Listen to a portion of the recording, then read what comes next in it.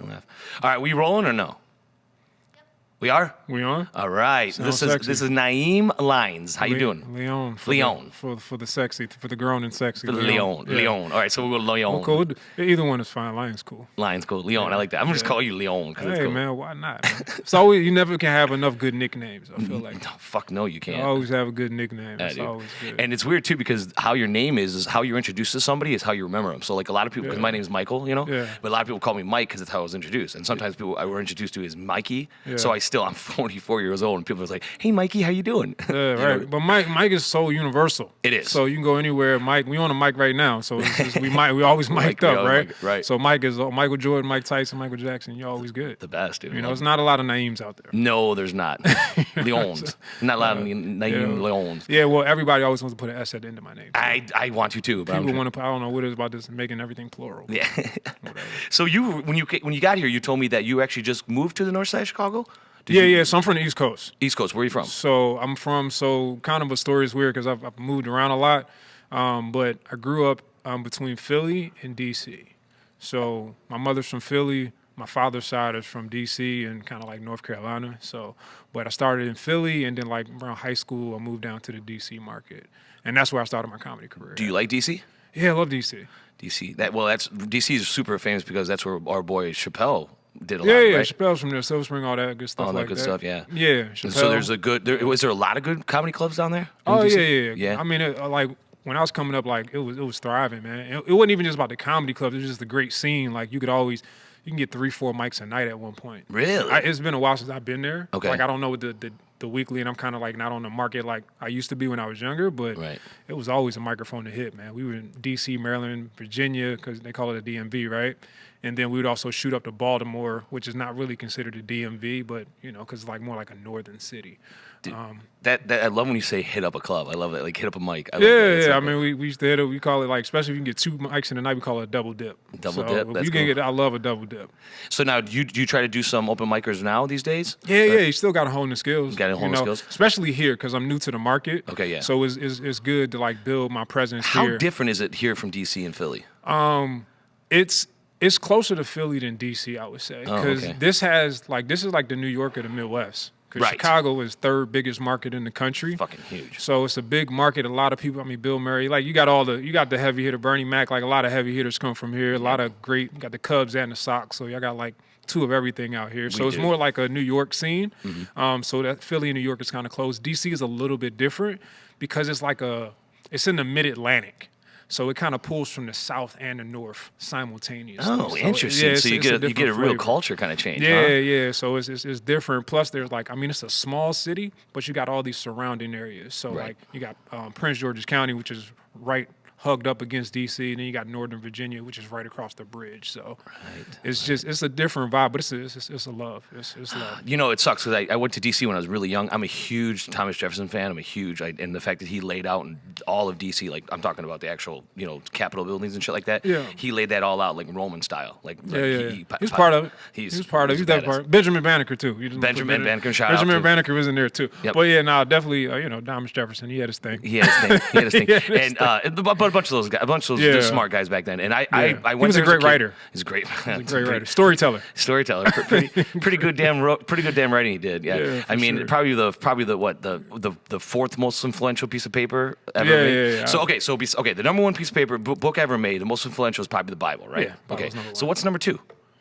It might be the Declaration of Independence. Right? It might. Maybe. Or Harry Potter. I don't know. Like between one, because Harry Potter had a nice little run, man. Toga's got some money. She's got some money. There's no doubt about that. They had a good run, but yeah, might be the Declaration. I mean, I know part of the Declaration of Independence, so it's like it's pretty influential. Well, there was before the Declaration of Independence, there was Thomas Paine's Common Sense, which was a bad motherfucking piece of paper. You got that. That changed it, but that.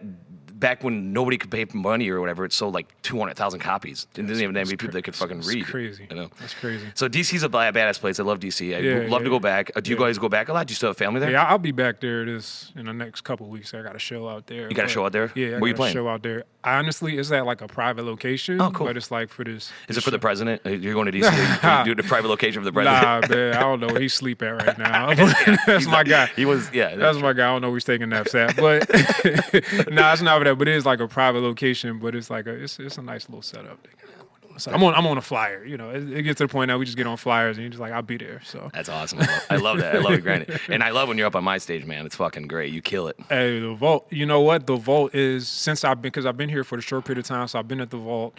I've been at the Laugh Factory. Shout out. And recently I've been at the Comedy Bar. So these are, great locations to perform, but like being here, like every time I come here, it's been love since the first time I hit the stage. Cheers. It's been love, man. Thank you, brother. Honestly, Appreciate man, like one of my favorite places to perform.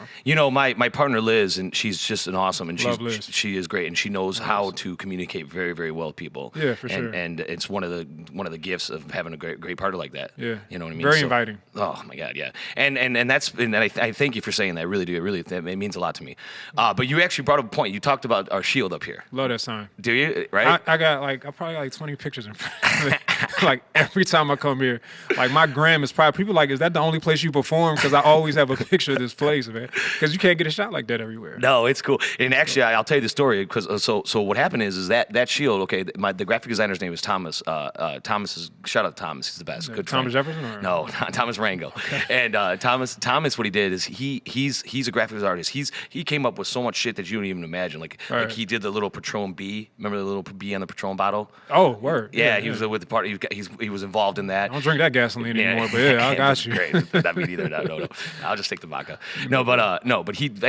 I said, hey, I call him like Batman because I'm always like, hey, this is what I want, make it happen. So I said, we open an old. So everybody that doesn't know this or not, Lyon is he performs at. This is an old bank, right? So the bar is actually in the vault. That's why we call it the Comedy Vault, right? We lock up the laughs. Great play on words, right? Lock up the fucking laughs, right? So anyway, Liz came up with all that. Shout out to Liz, and he just came up with that shit, and I was like, dude. Make that tomorrow. Yeah. Right? No, that's bananas. Right. I mean, it's perfect. It works out great, yeah. And we've gotten so many great compliments about it, so I'm blessed. Yeah. This is one of those places where it's like, because like when you perform long enough, it's like it's certain place you go to, and you're like, man, I know what type of energy is gonna be there. And this room just sets the tone for that. So when people are here, and then like it's kind of intimate, but it's enough to really round up laughter here. I just love the vibe when I come here. It's always great. Dude, tell me about it. It's always dope. And it was a fucking bank 2 years ago. You know that, right? Yeah. Like, literally, like tellers and shit like that. I like it, man. Y'all stuck the place up and took everything. Y'all took all the laughs. We stole them all. We took them all. took all the laughs. Yeah. So okay. So now you said you're going out to D.C. Are you still traveling a lot right now? How often are you going around right now? Yeah, I travel. I get out, man. I was in Miami not too long ago. Did some stuff down there. But right now, like, because like we were talking before we got on camera, we were talking a little bit about like COVID. Like a lot of stuff stopped. So it was like a time I was living in Pittsburgh for a little while as well. So I didn't really do a lot in Pittsburgh because like a lot of stuff was just like shut down at the time. Like it was everybody's masked up and everything was closing at like 7. So the clubs weren't really rocking like that. So I didn't really get the presence in Pittsburgh. Chicago's really opened up for me. Okay. So coming out here is like now, and I've been really working in this market because there's so much to do here. I got clubs it's a huge everywhere. Fucking market, dude. You know, I didn't even mention Zanies. Like you got a lot of clubs here. You got a lot of opportunity to get on stage, and you can. I mean, with this market, you can make it here, man.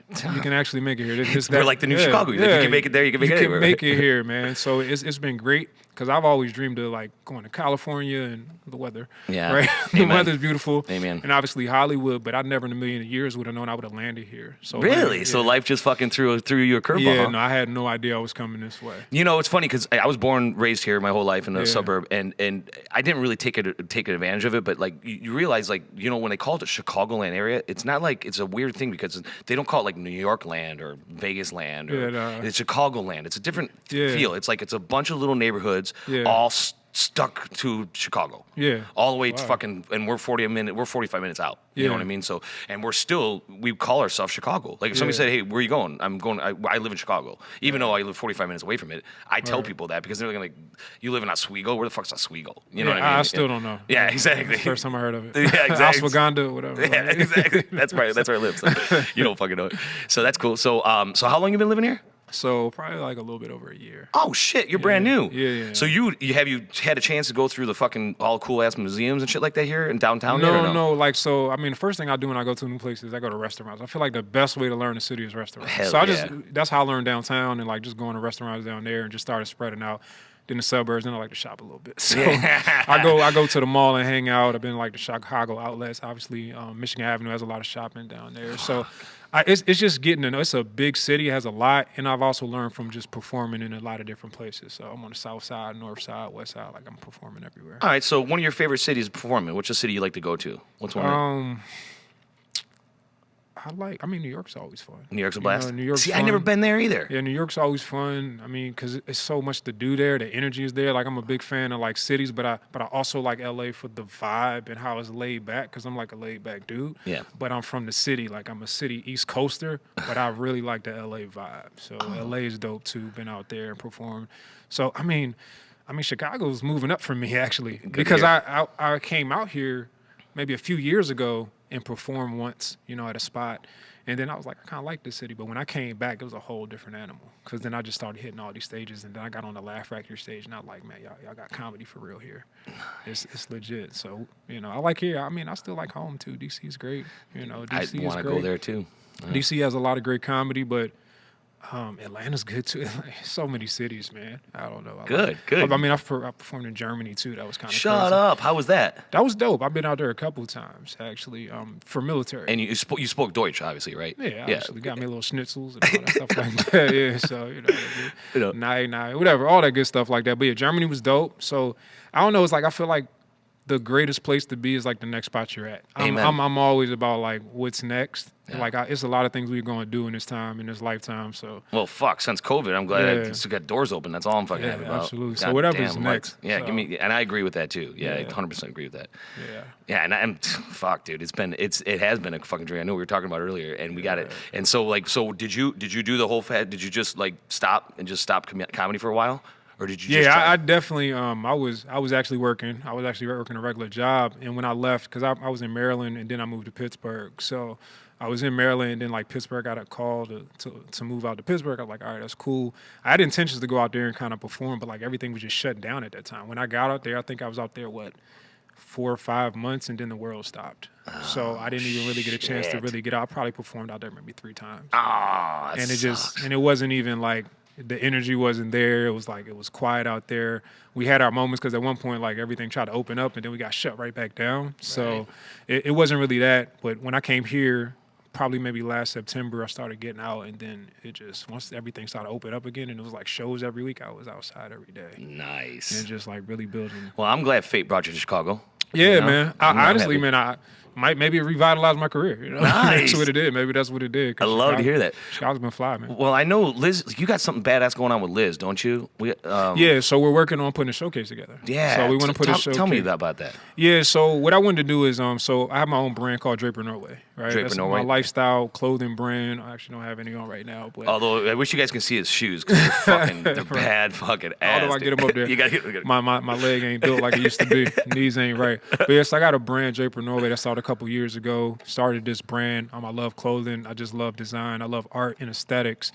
And so I've been pushing that brand, and now I'm getting into the media space on YouTube as well, and I'm merging everything together. So what I wanted to do is merge fashion and funny. So Fashionably Funny is going to be the showcase we're going to bring. I'm going to bring some of my friends from around the country that I believe that have style, but they also have the funny as well. So we want to bring that, highlight, and show a different, energy to this stage that it may not get on a regular basis, right? So we want to bring some of my favorites, and I think we're going to have a really, really good time. So me and Liz talking about that, just figuring out when we're going to get the start date going for that. I'm excited. She, I told her, so funny, she was here earlier, and I told her that I was going to have you as my guest, and she's like, oh my God, him and I have been talking about this. I'm like, that sounds like a badass idea. Yeah, it's going to be cool, man. We want to, I think, especially like here, because let's keep it real, Batavia, we it's about 2% black. 1.75. You know what I mean? So when I get here, it's about 2.5. But you know what I mean? But it's still an inviting place when I come here, right? So every time I come, it's always been invited. I haven't had any issues. And I'm like, well, let's just bring some more flavor. Let's just switch it out. And because you got Ali coming, you got Ian Laurie, you got all these great artists coming. I performed with Tony Rock here. That was my first performance here, was when I was with Tony Rock and Trey Elliott. Yeah, shout out to those guys. Guys. So y'all have had great performance here. I just want to bring it up and turn it up a notch with a different type of energy, fun-filled, fly, cool, and then just enjoy it, man, and just enjoy what we have to offer. Well, I fucking wish you the best, man. It's gonna be a blast. I know it'll work. And the cool thing about this town, it's such a good, fun, laid back town. I call them a bunch of rich hippies. They're just cool. They're just cool. They really are. I've spent a lot of time at the Speedway because I have to kill my tank every time I get here. It's a drive to get out here, man. So I spent a lot of time at the Speedway. I had to stop there before I got here. So that's right. You do got a little hike up here. I do appreciate you coming down for this, man. Oh man, it's all good. It's cool. I told Liz we family now. Like we work together. We've talked so much, and like every time it's just like so inviting here. And I mean that. Like I'm not just saying it because we on air, but it's one of those places where it's just like we click so soon. Dude, fuck. There's no reason lying on this microphone because I don't give a fuck. Yeah. So, but I appreciate it, and like I said, I'll give that a lot to Liz on that effect. Me, I get people drunk. I'm good at that. I'm a good bartender. So usually you're happy with me because I'm the guy in the back ordering like non-alcoholic beer. You don't drink anymore? Man, from time to time, no. Okay, but did you used to drink a lot? Yeah. Oh yeah. Tequila guy. Tequila guy? Get yourself in trouble or what? Me goes, I got acid reflux now, man. Oh fuck. Yeah, man. It hit me last year. Like I didn't even know I had it, and then it just hit me heartburn all the time. So I gotta like do it in moderation. Oh man, you gotta be healthy now. Yeah, responsible. Exactly. That, you know, so I do it because when I do it, I know the next couple hours are gonna hurt. You know, once it start passing through my system, but I still love tequila though. Man, I hope I don't get that shit because I love drinking. Yeah, man, I just can't do it like every day. I do it from time to time, but if I do it, I gotta make it count. You're gonna do it. You're gonna do it. You're gonna go all in. I gotta make it count. So just taking a sip here and there is not worth it because I'm gonna get the burn from that. And I'm like, if I'm gonna do it, I might as well get right. And I can't argue with that at all. Exactly. So, but yeah, nah. All right, so talk to me about like, so obviously you've been doing this a while. So like, about how long have you been actually doing this? Oh man, I've been doing it quite some time. I've been doing this since 06, man. No fuck. Yeah. So give me some of your influencers. Who were the people that really made you want to do this? So I mean, coming up, man, I got a really extensive group because I feel like I got people like in movies. I got stand up. So I mean, Eddie's out. Eddie is the grill. Eddie's the grill. Up there, my boy Eddie up there. Eddie's the grill. Okay. Delirious, Raw. It was even, but I was watching Raw a lot more than Delirious. But then I started watching Delirious a lot, and that's crazy too. So, Eddie, man, Eddie, one of those guys because I never seen anybody with that type of energy on TV. Like, and he could turn any scene up. And like, he just made it his. 48 Hours, Beverly Hills Cop, Trading Places. He just knew how to win every scene that he was in. He's great. And you hear when they talk about him now. Every time he's on the scene, it's like he doesn't have to try. It's just in him to be that way, even when he's talking chill. So, love Eddie. He was one of the people I do a lot of impersonations. He was one of those people who's like a catalyst for that. Then also, too, man, I'm a big fan of Jim Carrey. Jim Carrey, Dumb and Dumber is one of my favorite movies in the world. I love Dumb and Dumber. I love Dumb and Dumber. Amen. Maybe Coming to America and Dumb and Dumber probably movies I watched the most in my lifetime. I promise you, That's man. hilarious. From VHS days, right? Yeah. So Jim Carrey, love Jim Carrey. I'm a big fan of Charlie Chaplin. Oh. Yeah, I just love watching Charlie. He's the shit. I love because when you can be that physical. Yeah. And tell a story, like it's just crazy to me. So. Yeah, Charlie Chaplin's an interesting fucking person because like when he was doing his shit, there was World War I going on. Yeah, you know what I mean, and he was revolutionarying everything. Yeah, and just doing it, and he was a very smart, badass motherfucker too. Yeah, he was part of starting United Artists back then. So United Artists, that was part of them. That was him too. Yep. Jesus Christ, they did a lot. So that was a lot. But he was making strides. He was trying to bring people together. So I thought he was dope. He's somebody I just go and then like. I just watched 10 minutes of him from Modern Times and all that.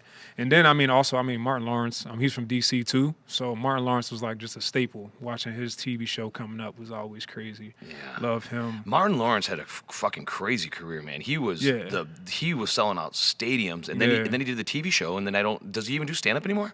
He does. He does. He's still on tour, but like he got a group because he like Michael Blackson and some other guys. I can't think about everybody's on stage, but he's on tour. I just seen it pop up on my YouTube the other day. So he's still doing his thing. But he's probably still murdering it. Yeah, it's different because like the funny thing about like stand up, like some of these guys have classics, so it's like hard to top it. Like even if Eddie came back out now. Like Raw was so ahead of its time, and it couldn't even happen right now, right? So Eddie, I want half Eddie. You can't do that shit. Not at all, man. Shit. So obviously Dave. Dave is influential. Yeah, Dave is just one of those guys. My guy. He's one of those guys when you like watch him, you just like. I can't do that. No. You know what I'm saying? Like, I can do that, but I can't do that. And it's just like the way he puts the stuff together. So you know what freaked me out about Dave that was awesome was when he was in A Star Is Born with Gaga and that scene with him, I was like, fuck, he's so good. Yeah. I think he's just being Dave, but he's just so fucking good. He got it. Yeah. He got the juice. That was a good movie, too. So. Yeah, that was. They were drunk in that, that's for sure. Damn. A lot of cocaine in there, too. Well, there was. There's a lot of drugs.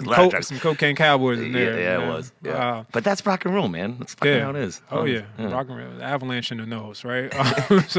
But Dave is half baked, all that. So Dave is the truth. Dave's the real guy. Dave is the truth, and I love him because he's probably maybe him and a few. It's not too many people that are still taking chances like him.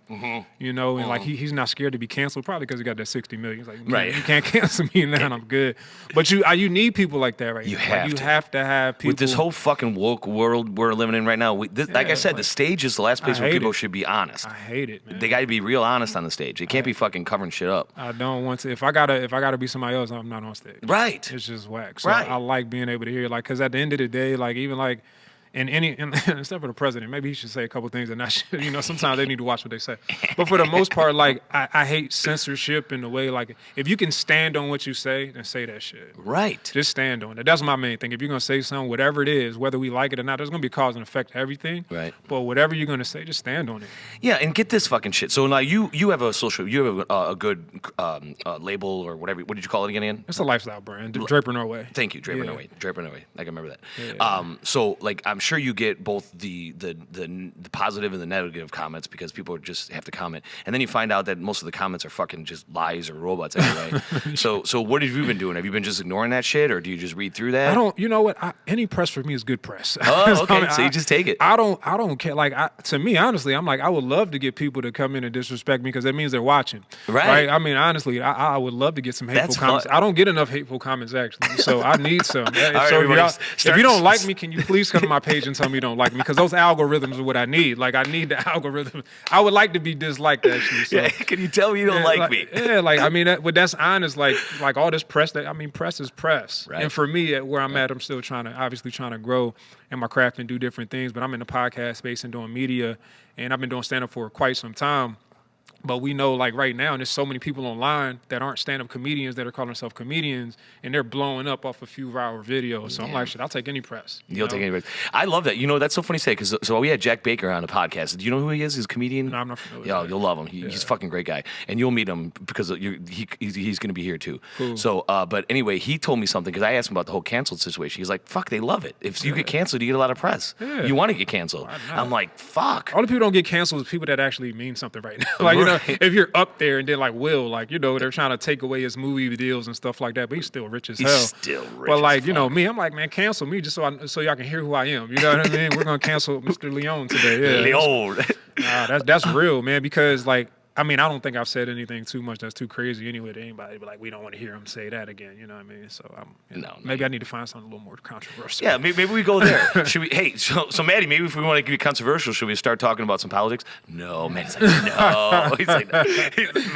politics. Look, I don't give a fuck about politics. I don't care. I don't give a fuck. Let's just live together and be happy. Politics is some bullshit. Like, it's just most of that shit ain't real anyway. Scary. I literally, there's no president I've been in where my money has changed. I've been broke through all of them, so I don't. I haven't got rich through any president, so I don't give a damn. Yeah, I don't think you're going to with the next one. So fucking. I don't even know what they do, so I still can't tell you most of these politicians. All right, well, I'll ask you this question: do you really think that one freaking human can oversee 300 million freaking people? No. It's insane, no. Right? It's a fictionary. They can't job. even oversee their cabinet. They can't even fucking get. Yeah, exactly. Most of the time, they don't even know what their vice president is. Like, it's insane. It's an insane job. The problem is now I ask you this question though. I say I got something. A supercomputer could do it. Would you let a supercomputer do it? I don't know. That sounds a little Elon Musk. Doesn't it? You know, him just buying off Twitter. But you know, how about that fucking shit, dude? That's crazy as hell. That is crazy. How you got money just to dump like that? Like, who's dumping something? Let me just grab this real quick. I'll just take it for, they say like 44 billion? 44, something crazy like that. And here's the crazy thing. That's only for like 9% of the company, by the way. That's crazy. Only 9%, but that's how rich the fucking company. But then again, you know what though? I think he's buying it. Bought the news cycle. I think he did it to kind of clean it up and allow it to not be as censored. Yeah, I think that's what I saw. They were talking about. I mean, I hope. You know, I guess it's gonna bring some people out of jail, Twitter jail. I hope. People can tweet again. Yeah, I know. Freedom. It sucks because it's the media. They need it. Some people need it to fucking do the thing. Other people need it as a drug. Some people are like, "Fuck you. I'm better at Twitter than you." Well, the freedom of speech thing is kind of weird though, because it's like I want to hear people, but then I don't want to hear some people. Because you got a lot of people just in the comments. They don't have anything going on in their life, and they just want to comment on everything. Like, dog, you don't even know about Kyrie Irving. Like, you know what I'm saying? Like, dude, chill out. Chill the fuck out. What I mean? exactly. Like, he'll be fine. Yeah. He's not reading your tweets.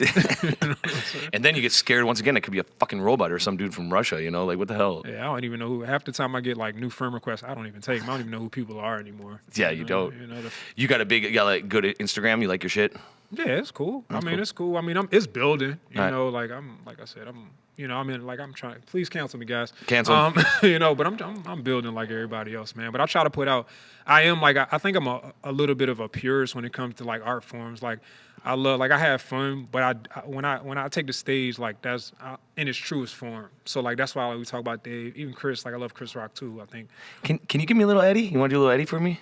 Get a little Eddie? Eddie, well, I could do. Look, my Eddie is more his table scene at like the and I got Invisalign, guys. But so it's different. Be a scream and scream. Be nice. What's the Sherman Clump? That's my guy. You know what I mean? Oh Doing yeah, Sherman fuck yeah, the club. Be Yeah. a scream at the scream. You know, Miss Purdy, I just tell you, I love me some M&Ms. So the Nutty Professor thing. They like the grandma. Hey Sherman, come on down here, Sherman. Come on, Sherman, come on. So I get I get a little down with Eddie, but that's my guy. So I watched a lot of Eddie when I was young, man. Yeah. So that scene in Nutty Professor, that was my shit. What did you think of Coming to America 2? Coming to America. It was a movie. It was different. You know what I thought was hilarious? Was Shout out to Wesley. Jermaine Fowler. He's from D.C. Who's that? Jermaine Fowler. He played the son. Oh, he plays son? Yeah, Shout out. He was probably a little bit after me starting, so he's doing really great. So shout out to Jermaine Fowler. Did you do something with him? Yeah. I remember when he was walking around, just a small kid. You know what I mean? Walking around Maryland. No shit. Yeah, that's cool. Stage to stage, but He was good in that. He was he great. did well. He did well. I think watching the movie was just like it's just so funny when you bring something because there's so much nostalgia attached to it, and that's what's hard when you try to follow something like that. That you talking about that came out in '88, and then they bring it out like almost 30 years later. So I think it was a little tough, and I also think because I know Jermaine and I've seen him and he's progressed a lot. I don't know if he was able to completely be himself in that role. Oh, he had to be. Yeah, you know what I mean? There was. I think the funniest scene was when he was in the beginning. So if you ever go back, watch the beginning scene when he quits his job. Okay. That was funny. That was a good line. That was a good scene. It was funny as hell. So that was crazy. But I think throughout the movie, it was great. But I don't know if he got to actually like become himself in that character. Well, that sucks. But that's big money Hollywood, though. Yeah, it is what it is. That's why independent films are winning. You got to play Eddie Murphy's son. Who cares? You got to play. I'll be Eddie Murphy's son in real life. Dude, Wesley Snipes was hilarious. Wesley Snipes is having a resurgence right now. Right. He Why is not? killing it right now. And see, here's the deal. I'm on the other end because well, not on the other end, but I grew up loving Wesley. Yeah. Like, I fucking love it. Yeah. Demolition Man is still one of my favorite fucking old school science fiction movies. Are you a sci-fi guy at all? I watched Matrix. Fuck yeah, you watched. Hope you didn't watch a new one. But, yeah. I did, but Yeah. it just was on. Yeah, it was just on. HBO Max got everything now. It's what the fucking scariest thing about the Matrix is how ridiculous Wachowski brothers are getting with this whole like Neuralink fucking connecting to the internet and the whole meta world going on, with going on shit. It's crazy. So, it is. Sorry, might have to lock that up. Yeah, I might log it up. There we go. Sweet. Right. Gravity. Matrix is so ahead of its time. Man. So ahead of its fucking time. It was a lot of flavor in that. Like even the graphics, the CGI, it was crazy time. Man. And it was so raw and so real. Like they were bringing the philosophy of, well, what happens if computers do get super smart and take over? And now I'm like, I can't leave my phone if I don't have my phone. I still don't know what the Matrix means actually, but what's that? I still don't know what it means. I watched it a lot of times. I still haven't broke it down yet. It's just it was just fly how they did everything. I mean, Neo and obviously Lawrence Fishburne killed that role, man. Morbius, but. That was a dope series, man. The trilogy. The third one I was like, but the first two. First two were ridiculous. First two. The most ridiculous thing in the Maybe world. because Jada was in it, but whatever. They were a little bit entangled there. There you go. Yeah, she was good in that too, though. Yeah, no, she was cool. She was good. Cool. Actually, a lot of people are good in that. Yeah. But the fucking freakiest thing ever is when like he goes outside and meets the Oracle on the bench, and they have that conversation. Yeah. And you can watch it like 15 times and realize that this is like the biggest philosophical. Like this is literally like Socrates and sitting down and just talking to you. I feel like I gotta go watch it again tonight. You got it. Gonna make me go watch it again tonight. Hell yeah, man. It's so good. I love that. What other? Give me. Okay, so here's the deal. I'm gonna erase your memory, and you can only watch 3 movies. What 3 movies you taking with you? Coming to America is Coming to America. Coming to America is gonna be in there. Shit, man. I'm a softie, man. I got Legends of the Fall, man. I love that movie, man. I'm a fan. I love Brad Pitt. You got some women out there now, like, I love Brad Pitt, man. Yeah. And I feel like I need a Denzel movie because I do Denzel on stage. Yeah, so. you do Denzel. You Man on Fire. Man on Fire is great. Yeah. I'm Training Day. I think in Training Day he was fucking ridiculous. Yeah, he was phenomenal as Alonzo. But Man on Fire, is that your favorite? It was something about the backdrop of Mexico and just like even Dakota Fanning was dope as shit in that too. Yeah, that's right. It was a dope movie, and I just like how he killed everybody. He just killed everybody. He shut it down. He John Wicked everybody, right? He killed everybody. Hell yeah, it wasn't even a dog involved. No, there wasn't a dog involved. Yeah, that was those. So probably those 3 movies, man. I know it's too many movies to count, but like those are movies. Those are the 3 that came off your head, so it's cool. Hell yeah, and I like. Let's do Dumb and Dumber honorable mention. Let me tell you something. Dumb and Dumber is my. People are like, why do you like that movie? It's just Jim Carrey was just so raw in that movie, and he just every line was just so hard. Perfect. Like, you don't understand how smart you have to play to be dumb. Right. In a movie, I don't think people understand how smart you have to be to play dumb. Right. It was just everything. She said, I'm from Austria. He said, oh, that's a good day, mate. Let's put another shrimp on the barbie. It was just he just was ready for everything. You know what I'm saying? Yeah, you made a great point with there. That's a great did you ever see the one where he's trapped in the bubble as a little baby? The Truman Show. Truman Show? Yeah. I watched that. That's when he was dramatic. Yeah. Think about how we went from that to that. Yeah. Man on the Moon. Yeah, like he did. I mean, he got some dramatic Eternal Sunshine. Man on the Moon. So Jim is a complete artist. He's a complete artist. Amen. And now he's literally a complete artist. I guess some of his art he's painting is fucking badass. Did you see that? Like he's ridiculous, man. Now he's kind of like going into the metaphysical world because he's like you can tell like you can see like a lot of people are in this awakening period now. Like he's evolving, but like just watching Jim from that time, I can go back to Once Bitten. So I've been watching Jim for a long time, that's man. A vampire movie from that. You know what I 80s. mean? You know, in living color. So that's why I say I grew up on this comedy game. Like I watch these guys a lot, but Jim is like he's a complete legend to me. Yeah, god damn it. He went from a living color, dude. That was the best fucking show too. Yeah, man. Fire Marshal Bill. Fire Marshal Bill. You know, good day. It was so good. Everybody remain calm.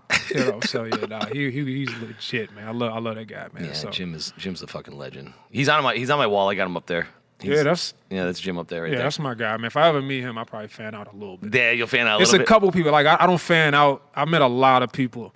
No. But Jim, I met Dave Chappelle twice last year. No shit. I met him twice last year. I heard he's cool as fuck. He was chill. I mean, look, I ain't gonna say he was cool. Yeah. You know what I mean? I think he was a little preoccupied, but he was cool. I met him at a private event I went to in L.A. in Hollywood. So I met him. I met a couple people. I seen Jeff Ross was there. Nice. Tiffany Haddish was there. Stevie Wonder was there. Stevie Wonder was there? Stevie Wonder was there. Robert Glasper. I mean, Tiffany Haddish. It was Stevie. The room was probably this size. Really? Yeah, it was crazy. That's awesome. It was ridiculous. So, fuck, I love he was Stevie. Cool. He was doing a private event. He had 2 shows that weekend. I actually went to both of them with 2 different other comedians because it was crazy how I went. So I had a crazy weekend. Really? It was crazy, man. So you got in by knowing other comedians? Yeah, because then when you go in there, because I'm pretty sure you heard, but when you go to Dave Chappelle show or guys like that, they make you put your phone away. Can't even have your phone inside the building. Oh, so wow. when we got in the first night, I think it was a Friday night. I was probably only in LA for a night. We went to we was at the Comedy Store, and then we found out that he had the show. So I went with one comedian that night. Then the next night, I'm with another comedian. He's like, I'm going somewhere, you know, you can ride with me. Or actually, I was driving him because I had the rental. And he's like, let me get connected. And then we ended up at the same spot. So I went to see him 2 times. That's fucking back-to-back days, and each night. At the Comedy Store? No, it was at a private spot in Hollywood. Okay. But I started at a Comedy Store with another comedian, and then we kind of moved over. So, that's a fucking awesome night. Do you like the Comedy Store? Do you love? Yeah, Comedy Store was cool. No, have you done it before? No, I hadn't performed there. I was in town for some other stuff, but when I'm in there, I always tap in because I got a pretty strong network out there. So I was at the Comedy Store, I was at the Laugh Factory, went to see Chappelle. I mean, I saw a lot of people that weekend. You went to see Chappelle live. It's a dream. That's one of my dreams. I mean, when you see him at an intimate spot too, I mean, he was just chilling on the stool, man, just like. He's one of my favorites. Yeah. And he's another guy too so I'm 44, right? Mm-hmm. So I remember him as a very young comedian and him getting like a skinny young comedian. And of course, Half Baked came out when I was in college and I got Full Baked. Hell yeah. Show me a mean face, Kenny. I love that movie. Yeah. You know what I mean? Went to the doctor. They said I need a backiotomy. But they're good. Yeah, I love we all love Chappelle, man. Yeah. Killing Me Softly was a classic. You know, that was a good classic stand-up, and you know, he got the live at the Fillmore. He's Chappelle, man. I know, and I got one other dream that he does 5 minutes here or 15 minutes here. You never know if he ever hears about Batavia. Yeah, you know, people still find out of Batavia. People in Chicago are still find out. It's funny because it's weird because you guys haven't been here for a year yet, so I know you guys got to do something for the anniversary because when the year comes up. But since I got here like early into y'all process, a lot of comedians from here didn't even know what it was. So when I'm out on the circuit, people are like, what's the Comedy Vault? And then now everybody's starting to hear about it now because it's been going. I know you got the open mic going on now, but like I got into it before, you know, some of the people from here got into it. So it's like now people are starting to hear about it, which is dope. So you never know. Dave might know. I'm fucking blessed. Like guys like Tony Rock play here, and Rachel Feinstein jump on, and I got the regular guys, the local guys are fucking great. So we're blessed. Yeah, so. You got something special coming, man. Yeah. And for y'all to do what y'all did in the first 6 months is ridiculous. I know, isn't that crazy? That's not normal. There's some good positive energy, and we needed it. That's not normal. We needed it. What y'all doing right now is not normal. Thank you. I don't. Well, I mean, I give a lot of pump a lot of drug in the atmosphere. Yeah. A lot of get everybody high and they have a good time. That's what it is. No. It's good. It's good times. It's good times. Yeah. So all right. So what's your next? You say you're going to DC. What do you got next going on? Yeah, I got DC. So I'll be in DC for that event. I got some stuff I can't really talk about that I got going on. I got secret CIA shit. No, not because when you talk about like movies and stuff like that, you can't really get too deep into it. But I got some stuff coming up. Porn. You know, I wish. You know what I'm saying? I don't even bring my head in it. Just lower head only. Lower head only, right? But now so I got a couple things coming on off the stage that I'm working on, but I can't really talk about it because NDAs and all that stuff like that. But I got things in the work, and I'm working on my podcast right now actually. So nice. I know you got this podcast, but my Draper Norway media channel is something I'm looking to build out to add a different element because I've done the internet radio space a few times before, so we've done that, and we've had our setup, but now I'm on my own, just like really pumping up and really building my brand. Well, if you have any questions, these smart motherfucking producers behind me. Yeah, man, I need to get y'all a camera set up, so I'm gonna have to talk to y'all, man. Yeah, about this camera. Maddie has gotten very good at this, and Andrew and Tristan. No, this is sexy, man. Yeah, this is fly. Yeah, we're lucky. And this whole fucking so I don't. Have you been to Even Flow yet? I don't think you've been to Even Flow yet. Have you? Mm-hmm. So Even Flow is a bar that's it's 3 miles up the road in Geneva, and it's actually sounds the bar yoga. Maybe we should do yoga there. No, it's from the Pearl Jam song Even Flow. Gotcha. And so anyway, I opened that 12 years ago. Okay, and Liz was worked for me back then. I know you guys would have had that much money in Batavia. All right. No, that's Geneva. I don't know.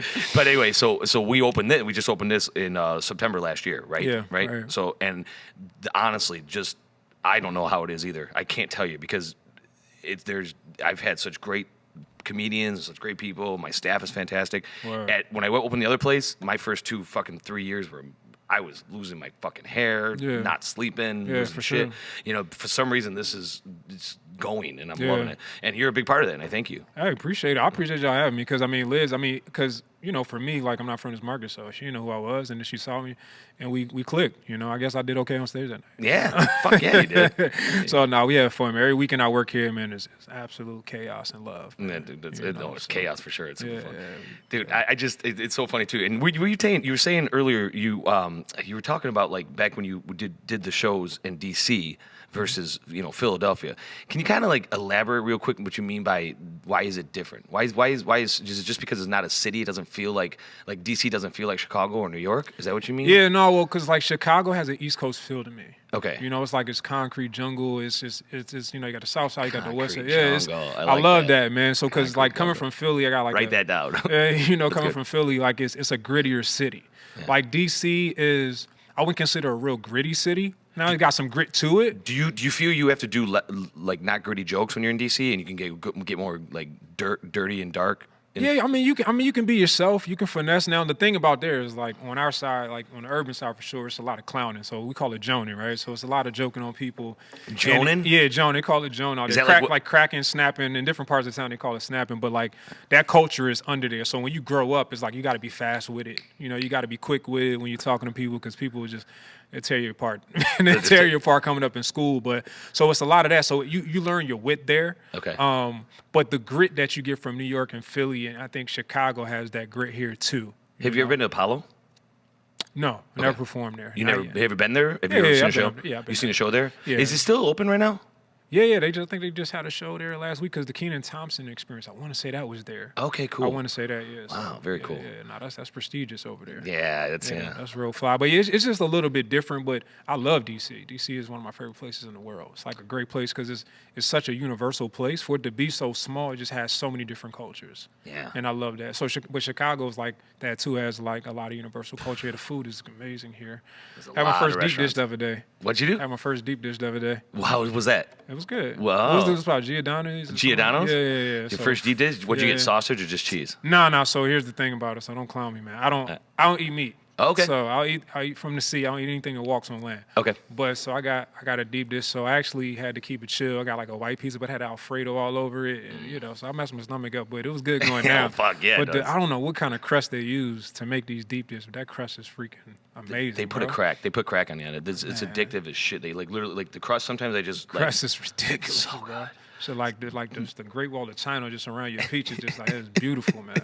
It's some sort of garlic butter that's ridiculous. It was good as hell. I was like, I started eating it backwards. Like it was good, man. She was like corn muffins on it or something. It was good, man. But that was my first time ever had deep dish because people been talking about it. But like also it's been COVID, so I haven't been able to go to some of these places. You just had your first deep dish. First deep dish. Wow. But I'm gonna have the real one next time. Like I'll have like cheese with tomato sauce and all that. I'm gonna just have to say fuck this acid reflux for a night. Yeah. You know what I'm saying? I know. It's dude, it sucks getting old, man. Man, it's stupid having ailments. Like, why do I have? I've never had acid reflux. It just pops up and I can't eat tomatoes. Like, tomatoes supposed to be healthy. Right. Like, why do tomatoes have acid in them? Right. It's crazy. Yeah, I used to eat whatever the fuck I want when in my 20s, and That's crazy. And now if I do, I'm in the bathroom for 7 hours. You could die on a Saturday and wake up on Monday, be fine. Fine, yeah. Like, it's like most kids rise on the third day. Yeah. You know what I'm saying? Like, that's how when we were young, we'd go get drunk and like it'd be like I remember when we were young, between like 17 and 24, we partied.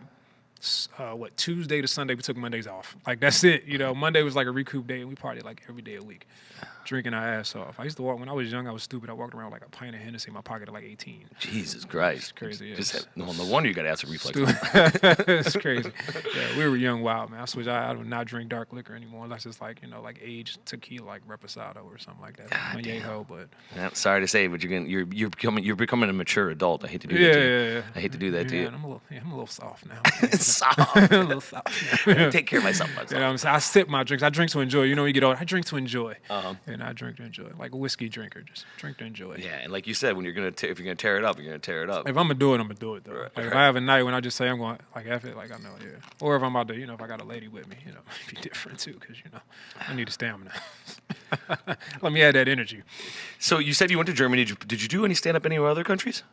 Not really Germany. I went there a couple times. You went to Germany a couple times? Germany was like a little flooded, not a flood. It was like a little gateway there that I linked up with a promoter there. He brought me out a few times. So I probably did like 5 shows out there. That's awesome. Yeah, so it was cool. Where'd you perform? Berlin or anything? Where'd you perform? I was in Frankfurt area, Kaiserslautern, Mannheim. Okay. So close to, because they got military bases out there, a lot of military, but we got a heavy presence in Germany. Not president, but heavy presence in Germany. So I was out there for shows. I was out there actually with Reginald Ballou, who played fifth brother man from the fifth floor on Martin. So I performed with him once. Oh, that's cool. And a couple times out there. So yeah, we performed a few times. Did people most people in the audience, they spoke English? Yeah. Like you would have a few people because people marry outside. Like once you live out there, so they'll marry. So there might be a few Germans, and I met some like people from Bulgaria and like different parts, Austria. Right. But for the most part, it was predominantly like American crowd. Did you have a good time? Oh, it was amazing. That's cool. I mean, it's all when you're in different soil. Like the first time, it was like I couldn't even believe I was there. So like when you get flown out, so it's one thing to get flown out in the country, like it's cool. But like when you get flown to Germany.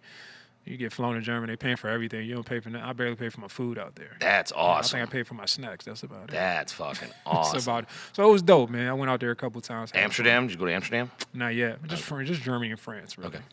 So that was cool. So I'm looking to get back overseas. I know a couple people that's working that got some ways to London, so I want to do London next. I wish you luck. Yeah, London. It's coming. I can see it happening soon.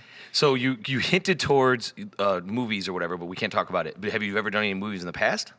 I've done work on screen. Okay. But not no motion pictures. No motion pictures. No major motion pictures. What'd you do on screen?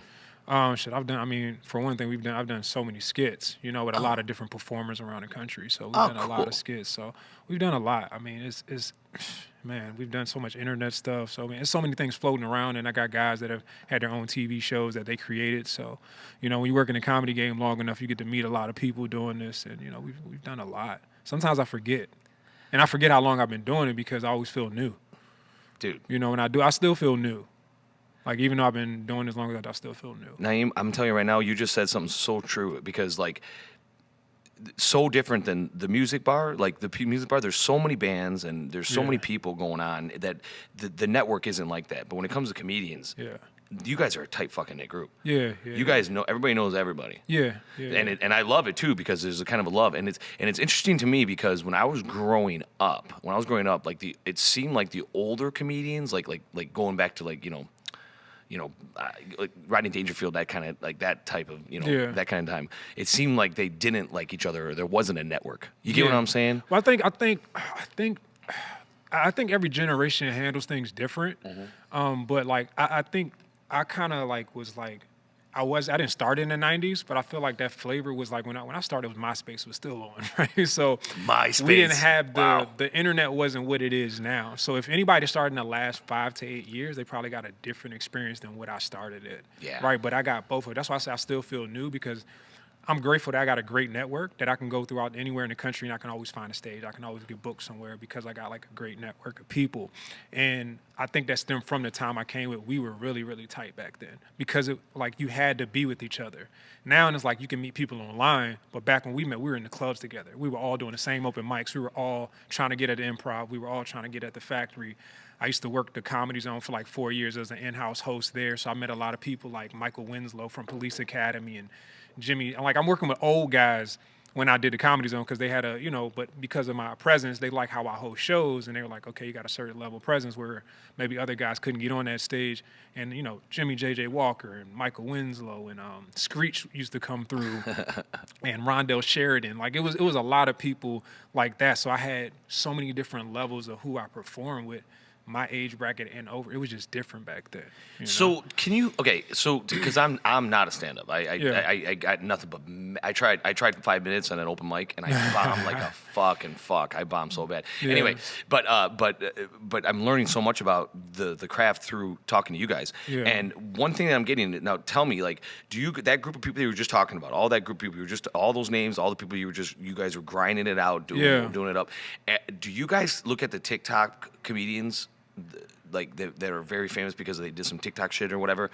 Do you kind of like look down on them, or do you kind of like, or like what is it? I don't look down on anybody for anything that they progress in or that you're great at or do it at a high level, but there is a separation from what you do. Grinders and there's always going to be a separation. I'm never going to like if you have there's a lot of people, even let's just say Marlon Wayans, like the Wayans brothers, right? Mm-hmm. Damon Wayans is a pure stand-up guy, and then he transitioned into the theater and movies and everything. Damon is a pure stand-up. Yeah, he started as a pure stand-up comedian. And Marlon, his brother, they came in backwards. So they came into movies first because he was a little bit younger. So like Keenan Ivory Wayans and Damon Wayans, they started on the stand-up circuit, and then they created a lane to be able to produce movies like Blank Man and then create In Living Color and movies like that. And then you have Marlon and they're younger. They started in the movies, and then because of their fame, they started going to the stage. Oh, I didn't know that. Right? So that's how it is now, where it's a lot more people that say, okay, I have enough of a following. I can go get paid on a mic now at a high cost. So I don't have to go through. That's why, like, back in the day, they thought of overnight success. No, overnight success is like 10 years back in the day. Yeah. Like somebody like a Cat Williams. Cat Williams was on the scene for 10 years before he blew up. That's what they heard that the magic rule is 10 years. You get 10 years. These guys are doing 10, 15 years before they blow up. So y'all see him for the first time, but he been mastering that set for years. And then he gets his role on Friday and he just blows up, and now he's all over the world. But like now, like when you have these people on, like I can't even keep up with all the TikTok people. So many of them, because anybody can put TikTok on and you can edit yourself. And that's a different thing too. You can edit it there. You can't edit yourself here. No, you can't. This is the purest. So I think there's a separation. I don't knock anybody, but when they do stand up, like even I don't know if you're paying attention, like T.I. right now, right? T.I. just started. The rapper? Yeah, he started doing comedy this year. Really? Yes. So interesting. There was a thing, and I talked about it a little bit on my podcast. You familiar with Godfrey though, right? Godfrey the comedian, right? Keep up. No, define. God, who is it? He used to be on the 7-Up commercials back in the day. He used to do the black guy, Jamaican black guy. He used to do the 7-Up commercials back in the day. I can kind of picture. Yeah, he's been in a lot of movies. I can't think of what movies before. He was on 7-Up, but right. He had a show that he did where he was headlining, and I think it was in Atlanta. T.I. showed up, and T.I. ended up going on after him, and it was a big deal because generally when you have a headliner close a show, that's supposed to be the end of the show. Right. T.I. goes up on the back end, he does some time, and T.I.'s just starting in comedy. But he's a mega star already.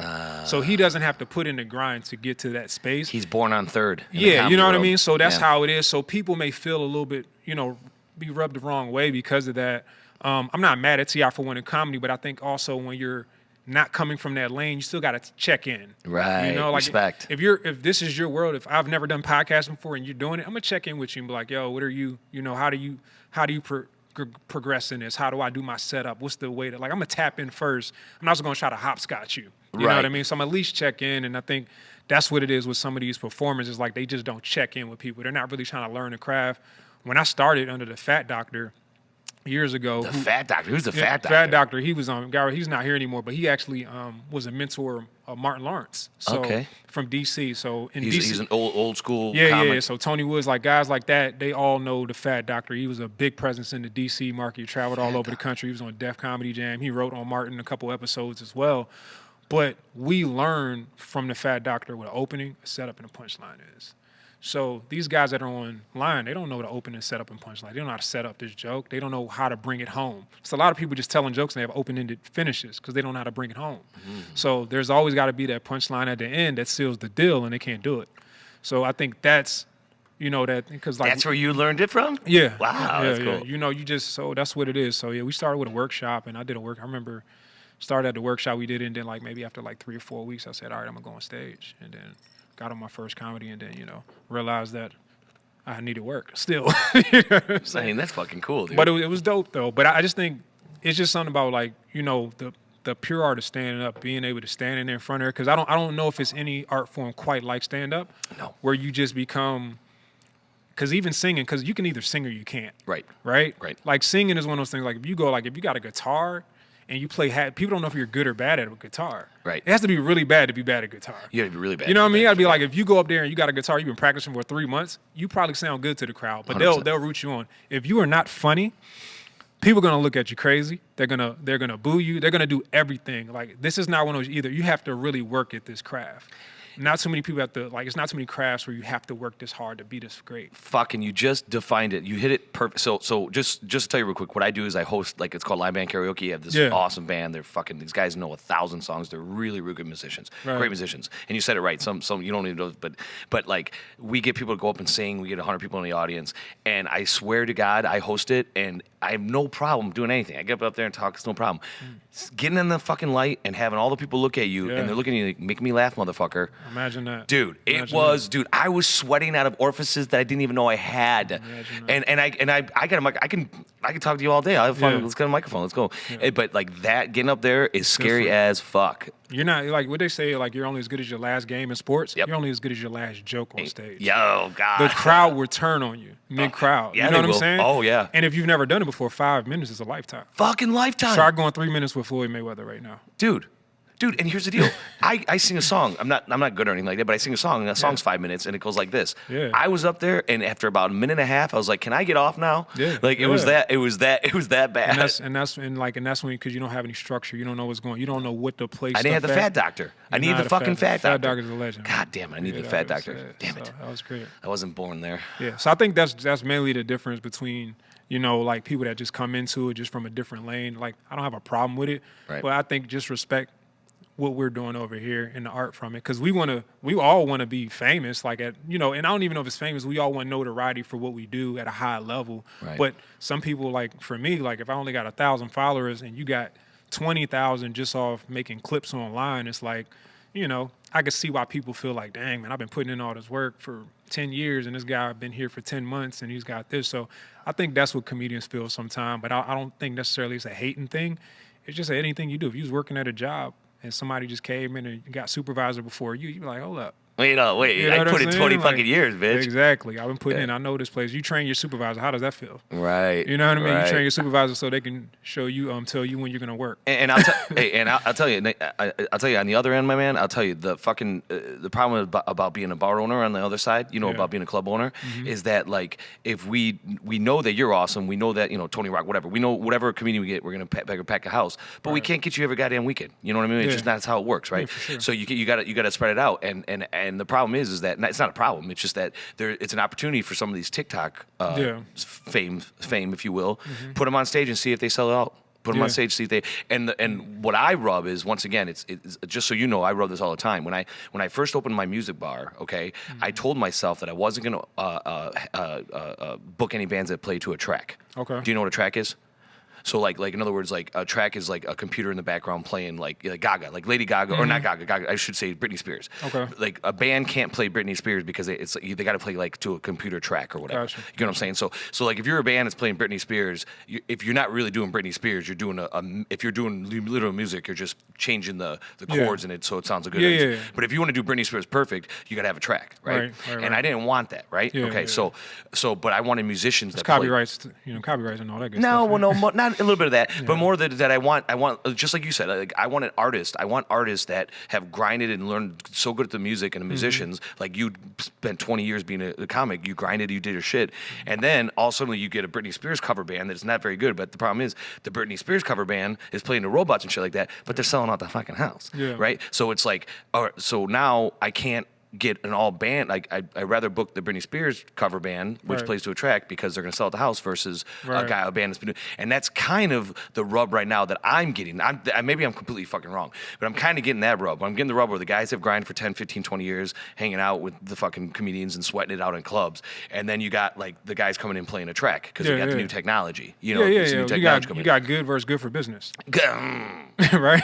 So, and here's the deal: I would love to get Tony Rock every single. I would love you guys three every single day because you guys sell the show, blah blah blah. But that's just not real. You know what I mean? No, I don't like, and I don't think there's anything wrong with that. You still have a business to run, so that makes sense. I don't think, and that's the thing about it. Like you're gonna have. Would you think anybody in your clan, and like because I book you guys, would you think anybody like the people you were talking about, if they're like, yeah, that's cool, but Mike and Liz booked the TikTok famous person, would you think you guys would? Do you think anybody would judge?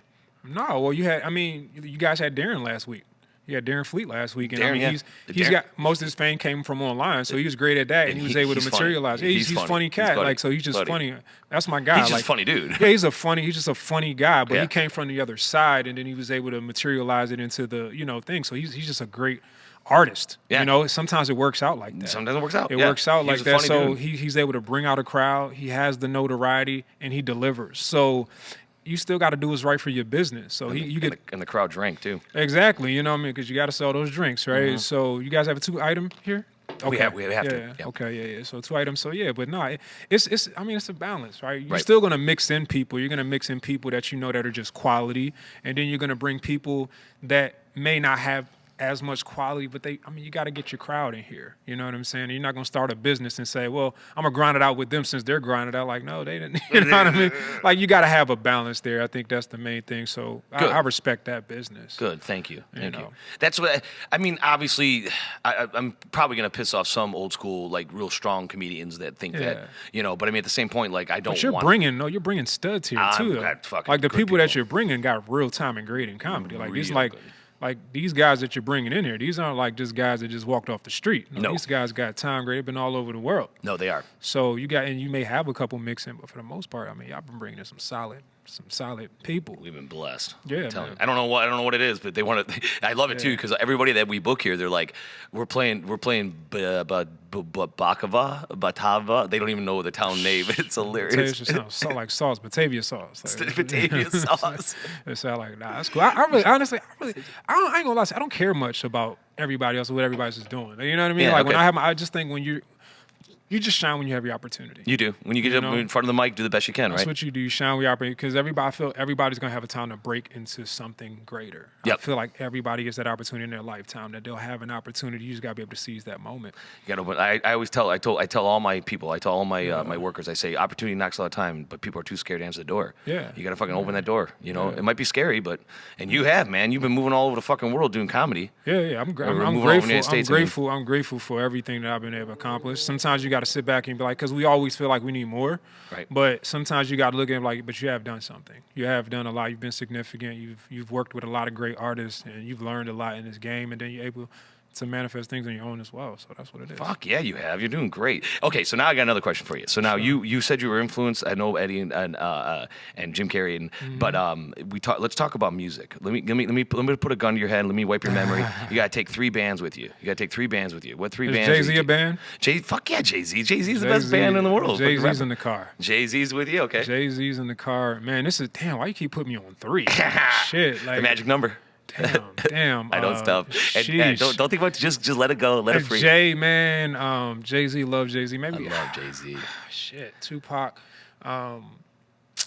shit, because I'm not even picking bands. I'm just picking people at this No, point. that you love. That's fine. And just great artists, man. I feel like just because it's Michael, I got to put Michael in there. Jackson? Yeah, I got to, just because, man. He's the shit. He's the king of pop. He'll always be the king of pop. I just have to. I hate picking people that everybody expect, though. Yeah, I know. Because there's other artists that I love. I know. I mean, I like Miguel. Like, I like Miguel. I love, like, he's a true artist. Like, you're talking about music, I love artists. So I love people that can play, like Prince could play instruments. Like, I mean, Donny Hathaway. Like, I like people that can play. I mean, shit, Elton John sit at a piano all day. Like, I like people that can play. John Lennon, you know what I mean? Imagine, can I get that? You look like him, so. You know what I'm saying? Like, one of my heroes. Imagine might be one of the top 10 greatest songs of all time in my, like, it's just perfect song. Like, so, beautiful. Like, it's so many artists, man. I don't put me on the spot like that again. But I love those artists. No, you hit all. Those are beautiful. I love that. But Jay is one of my guys, like, because of how he's done it, and the reason, because I feel like he's moved above hip hop. He's a musician now. Yeah. When he did that fucking shit with Linkin Park, I was like, fuck. Yeah. This guy is beyond rap now. He's he's another level. He's different. He's the GOAT. He really is. He's the GOAT. I love artists like that. That, like, it becomes like, when it becomes music, and it's like you can go anywhere with that, because he went from just like a certain style of mafioso music, then he started adding horns and percussions, and like like you said, then he played with a live band, and then he was with Chris Martin and those guys. Like, it's just Justin Timberlake and him made fucking Holy Grail, which was ridiculous. I saw them on tour. So did you really? Oh, jealous. At Baltimore Stadium. Jealous. How beautiful was that? Was that awesome? It was love, man. Legends of the Summer tour. It was bananas. I bet you. I seen him live a couple of times. Have you? I'm jealous again. Yeah, I've always loved. He's one of my favorites too. Him. I love Lupe Fiasco. Him. Okay. Kid Kush. Kid Cudi as well. Mm-hmm. And then it's. There's no argument in the world that Kanye is arguably for about 5 or 6 years was nobody could touch him. Anything he did was a gold. Yeah, he's a genius for real. He's a fucking genius. I don't know where he's at now. I have no idea where his brain's at now, because the shit he's coming out with now is weird. Yeah, it's different. It feels. It's different. Ye is like. I mean, I just feel like he's trying to figure himself out. Like, I just think losing his mother was tough for him. Yeah, that's. I think like it really him. It put him in a different space, and I just feel like that's a hard thing to recover from. I'm grief. I still have my mother, so anybody out there lost your mother, man, like I can't imagine. So I just think like I got cousins that have lost their mother, been they just do something to you. So I can't imagine being in that space, especially somebody that supported him the way she did. Right.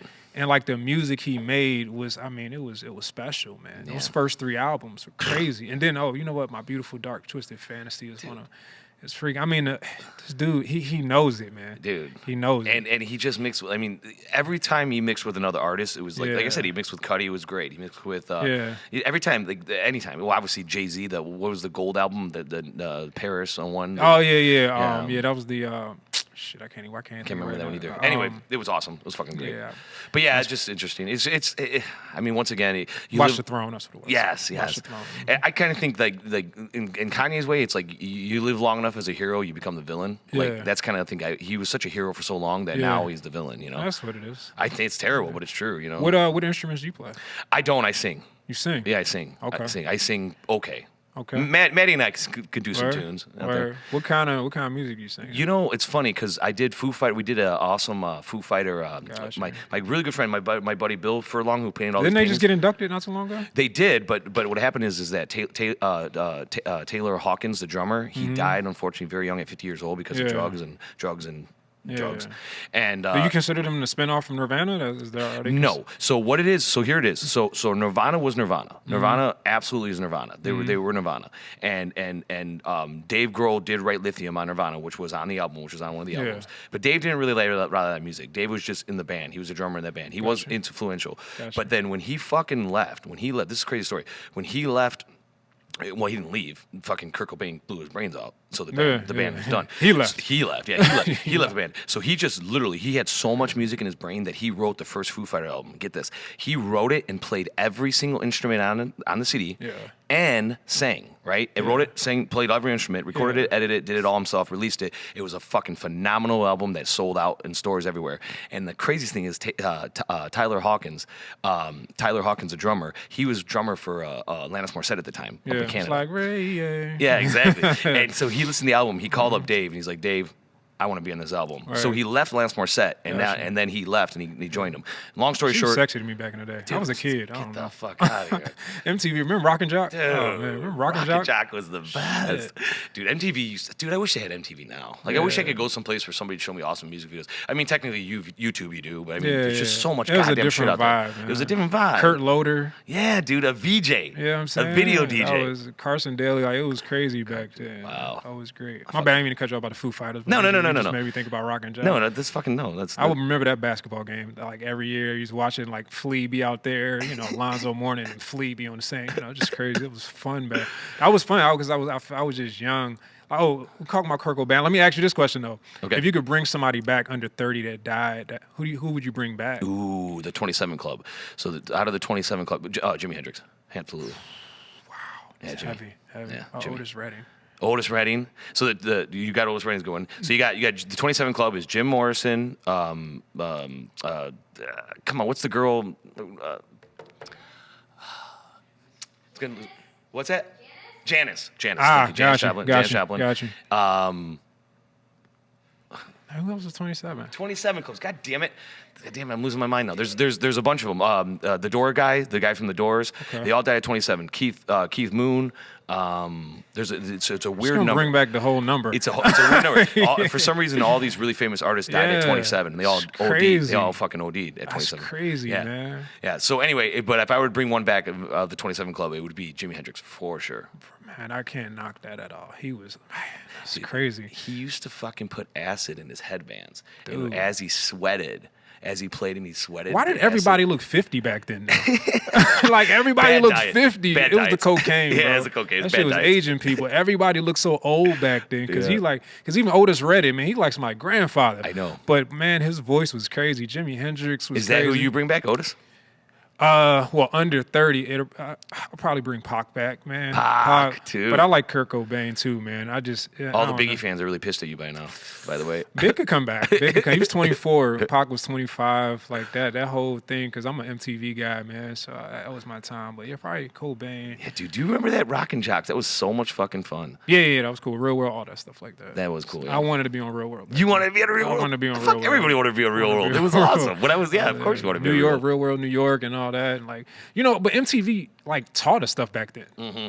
Like, I mean, you literally learn about AIDS from MTV. Like, you learn about I know it's a little morbid, but like we learned so much from MTV. Like, it was so much about lifestyle at the time, and like they were really starting the reality shows, and like the music was crazy because it was Wu-Tang, and then you was watching Beavis and Butthead. Like, it's just so many different things happened on MTV back then. And it was awesome because MTV was real back then. It wasn't like other channels would put up a band and they lie about it, like NBC would put up there and whatever, But MTV, they get behind, they'd actually ask the interview, they kind of were the first person to do a fucking podcast. They would bring people on, you know what I mean? They bring musicians on and talk to them and shit like that. And it wasn't like an interview. It wasn't like, do you do this and this? It was actually a conversation with the artist, Yeah, everything's so like quick now. It's just like quick. Like, it's just hard to like I have a show called Legit Conversations Podcast because like I just want to talk to people just like how we're just relaxed talking and just like finding out how you feel on specific topics from a balanced perspective. Yes. Like just hearing people out, because I feel like right now with cancel culture, can't say anything like I said, say whatever you want, as long as you can stand on it. If that's how you feel about it, I'm cool with hearing the other side. Like, I don't want to be like, I'm not dismissing anybody. Right. And I think MTV was that, because back then it was fun, man. Ed Lover and Dr. Dre, watching all those Yo MTV raps and, Rock and Jock, and I used to watch Beavis and Butthead, Takes Over America, all this stuff. It was... Beavis and Butthead. Yeah, fuck yeah. It's crazy. You know what I'm saying? Definitely got me a lot of white traits back then. One of my favorite songs back in the day was Peaches, man. Peaches? Yeah, Presidents of the United States. Peaches come in a can. Millions of peaches. Man, I love that song, man. I don't think nobody on my block was listening to that but me, man. It was like a ninja video. It was coming out of trees. I was Zach Morris back then. You were Zach Morris. I was Zach Morris. I wanted to be Zach, dude. That was a fun song, though. It was a stupid song, but it was fun. Man, I got it on my Pandora right now, queued up, bro. I love it, dude. Oh, Dead Presidents. That was a one-hit wonder for sure, dude. Millions of peaches for me. That's my shit, man. Y'all can hate if y'all want to. Go back and listen to that song. Yeah, there's no hate to that song. That was hard. It probably got 3 million views right now on YouTube. I promise. Yeah. So if we're gonna do this around, why don't we start a new MTV, because we know how successful that's what it is. Why not? Yeah. I think we got the right chemistry too. We could definitely do it. Get this going. We can definitely. Well, we need a pretty girl too, so that would always help. That always helps. It's always a chick. Shit, it was only a few chicks back then on MTV though, right? Yeah, but I remember my favorite was I remember she had the glasses. The redhead chick? No, she had the glasses and the dark hair. She was on every. She was kind of like.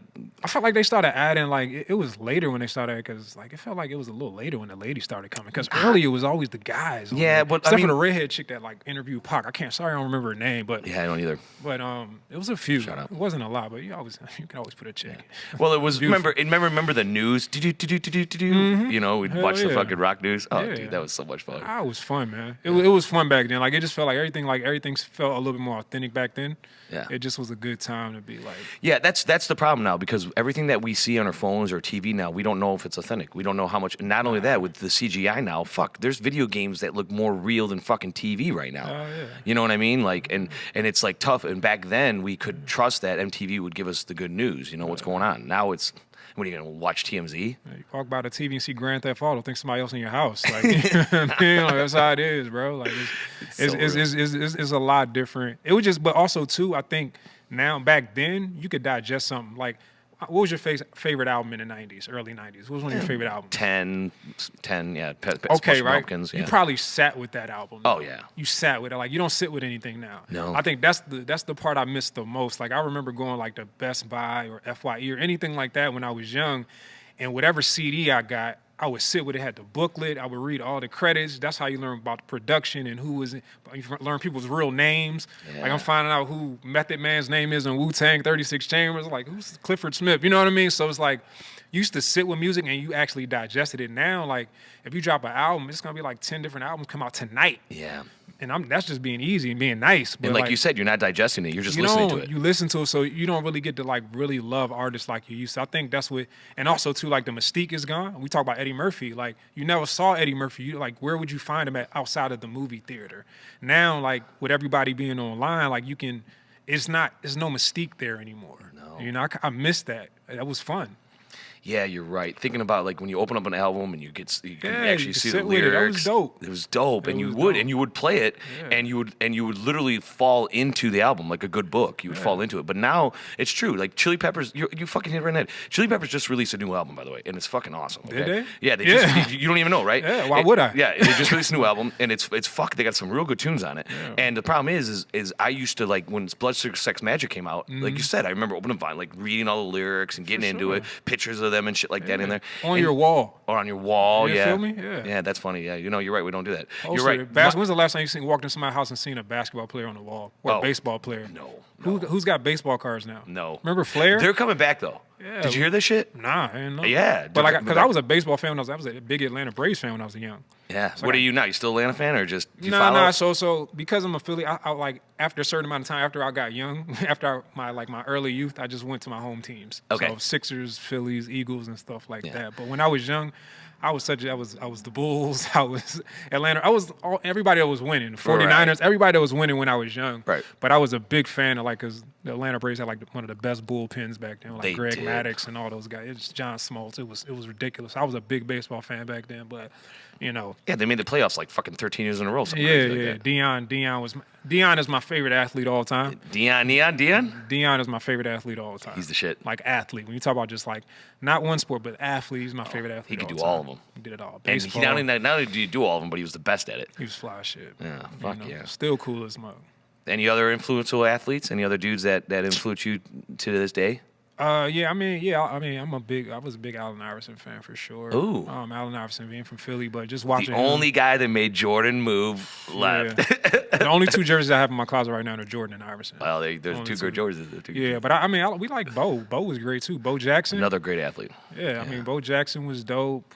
You know, he's got you're in Chicago now, right? You probably don't know this, but just like probably about an hour and a half from where you're at, a little bit more south from here, he's got this. Bo Jackson got this huge campus. Like, did he? Fucking huge inside dorm shit, What? and he's teaching young kids and shit like that. So he's got a huge thing down here. I know. Teaching baseball? He's teaching baseball, football. Yeah, it's like a Joe It's like a Joe Jackson. He was special, man. Bo Jackson. Yeah. He might have been the greatest football player to ever play if he didn't get injured. If he didn't get injured, he probably would have been. Yes. He could have been. I mean, he was that. I mean, he was running up balls, dude. Dude, he was. He was amazing. Even when he broke his leg, it didn't feel real. No, he was you amazing. know? And arguably, if he didn't get hurt, he might have set some records in baseball too. Yeah. So. It's weird though. It's like the great people like always had these short careers or like go early. Barry Sanders took himself out the game. Like that was crazy to me. Like Barry had all those yards in 10 seasons. Yeah. Like that, I couldn't even imagine if he stayed, man. I think Barry was just smart. He realized that if he played, and I know y'all saw all the games because y'all in Chicago, so I know y'all got to see all the Detroit games too. We also kicking our ass. You know I think Barry was one of the smart guys, and also the other linebacker. They just decided that my brain. I'm gonna keep my brain. Yeah, I'm gonna try to keep my brain for a little bit longer. Yeah, that's crazy. Break that shit up. So Mike Tyson got a podcast now, but he was man, watching him fight back in the day was crazy. Mike is Mike. Yeah, like watching it, like we never seen nothing like that. No, like he was an enigma. Like he was like, what is this? And what's most interesting about him is that I watch him on fucking Joe Rogan podcast. You know, he does his podcasts with him, and he's such an interesting fucking dude. He's still got it up there. Yeah. You know what I mean? He's very smart and funny, but he's still a fucking. Scary. He is, man. You just can't shake off prison like that, man. So you just can't shake off prison like that in an ear bite. Did you see that he came out with ears?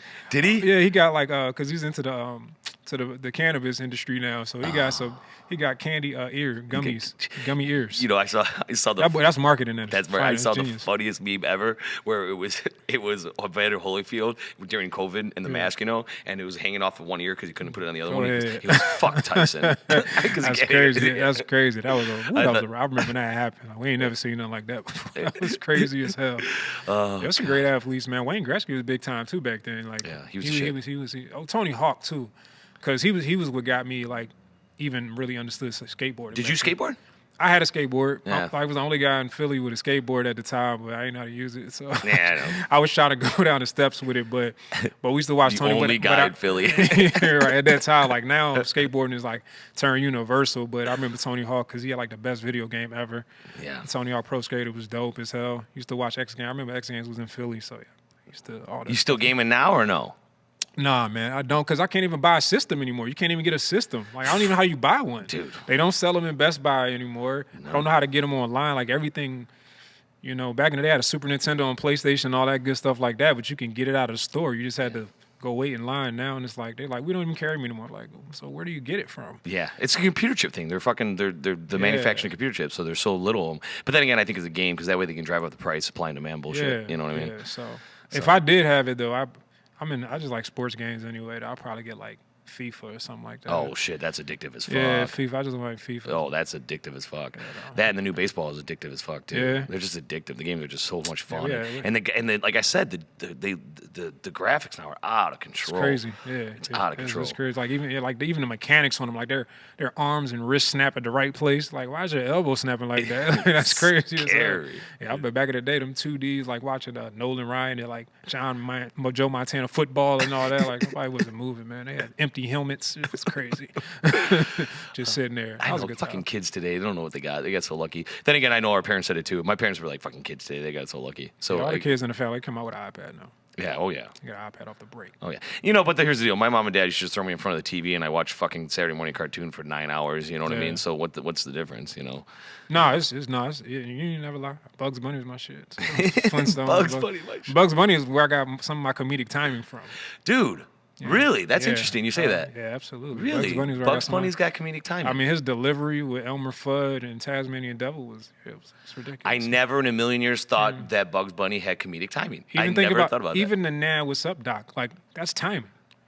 Think about it. Like, even when he said, like, it's when he says it, how he said, it's just the delivery, right? Wow. His timing was amazing. That's weird. I never thought about that before. Fucking Bugs Bunny had good timing. He had great timing. That's crazy. Amazing timing. Yeah. And that guy that did that, he did all the voices too. Don't give me a line, man. Mel Brooks. And it's not Mel Brooks, but something like that. Something like that. Yeah. But he did all those voices. Yeah. So like he was kind of talking over himself. So all the more reason that he probably knew his timing even better. Maybe he was a comedian. Yeah. Maybe he was a fun comedian. Who knows? WB had everybody back then. So. WB did have everybody. Yeah, I said they had everybody back then. But yeah, that's. So we got to get your ass on WB. So let's get you kicking ass these days, man. I'm super excited, dude. This has been a fucking blast, by the way, man. I've had so much fun. Quick. So hey, why don't you tell all these beautiful people that are watching us when this thing rolls in a couple days about what the best way to get a hold and watch all your comedy. Yeah. So first and foremost, IG is always the best place because that's what we're connected at on the world now. So IG, cultivated_NI. So that's CULTIVATED /NI. So cultivated_NI. It'll say Draper Norway as well on there. I got my YouTube page, my Draper Norway Media. So that's Draper like Don Draper, and then Norway like the country media page. And we got Legit Conversations podcast. And I also do a show called Fresh Sets, which is merging fashion and performance, which is, humor and style. So we're doing that. I just dropped the first episode today, actually. God, nice. Yeah. Good. No, nice. All right. Yeah, and I'm always posting where I'm going to be at and what's to come, and all the great things that are happening right now. And then I'm working to try to get in these movies, man. Fucking A, dude. Niem, listen, bro, man. I'm going to fucking tell you, I cannot wait till your ass gets back on this stage again because you are awesome. When we love you here, my whole entire staff fucking loves you. And every time you're on stage, you crack the fuck out of me, by the way. So keep rocking in the fucking free world. Do you hear me? Absolutely. And let's do this again. No, for sure. Let's do this again. Let's get you back. Once we get off here, you're gonna tell me how to set this up so I can figure out how to do this. So I can have something great like you guys. Because this is special, man. I appreciate you giving me the time. And hey, dude, listen, man. I would love to if like what I'm gonna start doing is I'm gonna start doing Saturdays before the shows with the comedians that we have on set. And if you ever open, I'd love you to sit in on with them. For okay, sure, it'd be man. great because you're awesome. You're a great guy to talk to, man. Fun. Easy. I learned a lot of fucking shit. By the way, Bugs Bunny. Comedic timing. Go watch. I promise you. Go watch 4 or 5 minutes of Bugs Bunny. Just watch them with Elmer Fudd. I learned a lot, man. Thanks so much, bro. I love you. Absolutely. Adios. Appreciate you, man. Yep. Thank you. Thanks, guys. Peace. Be safe. Everybody. Outs. Thanks. Dope. That was fun, bro. Yeah, man. That was cool. Quick. That was quick back and forth, man. I love that. My neck hurts like shit.